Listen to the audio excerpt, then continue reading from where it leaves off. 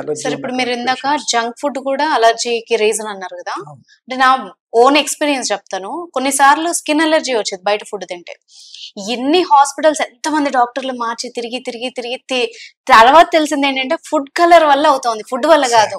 Exactly అది ఏమంటారంటే అమ్మా, ఒకటేమో ఫుడ్ కలర్ వేస్తారుగా, ఆ, కలరింగ్ ఏజెంట్స్ వల్ల అలర్జీ రావచ్చు, ఆ, స్టోరింగ్ ఏజెంట్స్ ఉంటాయి అది ఎంత నిల్వ కన్ఫ్యూజన్ తెలుసా చేయడానికి. సార్, అసలు ఏ ఫుడ్ పడట్లేదు అర్థం కాలేదు అసలు. కలరింగ్ ఏజెంట్స్ ఒకటి నువ్వు బాగా అనుకున్నావు. ఉమ్, దాని తర్వాత చైనా ఫుడ్స్ లో ఎజినోమోటో పడుతుంది, ఆ, అవును. సోడియం మెటా బైసల్ఫేట్ అంటారు. ఉమ్. ఎంత డేంజర్, అది లేకుండా లైఫ్ అసలు ఫాస్ట్ థ్రెటనింగ్, ఫుడ్ చేయరు.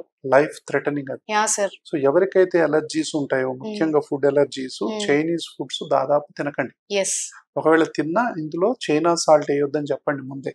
అజినోమోటో. ఎజినోమోటో Yes. అనేది వాడొద్దు. అది వాడితే గనక విపరీతమైన ఆస్తమా వస్తుంది చాలా మందికి. ఇప్పుడు పెయింట్స్ ఉన్నాయమ్మా, అవును. పెయింట్స్ వల్ల కూడా ఆస్తమా వస్తుంది. ఆ, ఐసోసైనైట్స్ ఉంటాయి అందులో.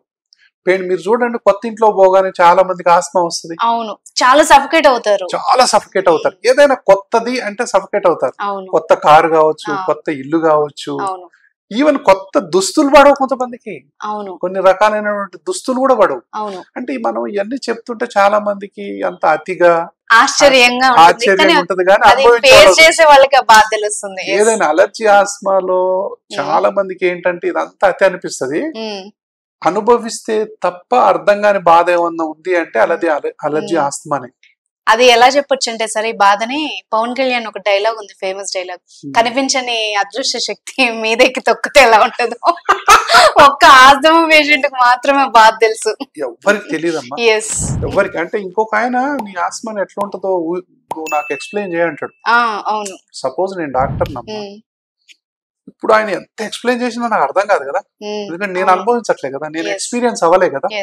ఎక్స్పీరియన్స్ ఎట్లా ఉంటది అంటే, ఒక నీటిలో ఉన్న చేపని తీసి ఒడ్డునేస్తే ఎట్లా ఉంటది, ఎలా కొట్టుకుంటది, దాన్ని ఎట్లా వర్ణించాలి దాన్ని, అలా ఉంటది ఆ బాధ. అందుకే అలర్జీ ఆస్మా పేషెంట్లు బయట బానే ఉంటారు,